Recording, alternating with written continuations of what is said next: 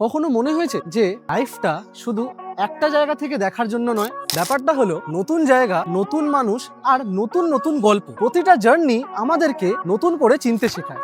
Hello, আমার নাম সায়ন। এই চ্যানেলটা হলো আমার জার্নি, যেখানে ট্রাভেল, ফুড, লাইফস্টাইলের মতন অনেক গল্প থাকবে। কখনো পাহাড়, কখনো কলকাতার সিটি লাইফ, আবার কখনো স্ট্রিট ফুডের ফ্লেভার থেকে লাইফস্টাইলের ছোট ছোট মোমেন্ট।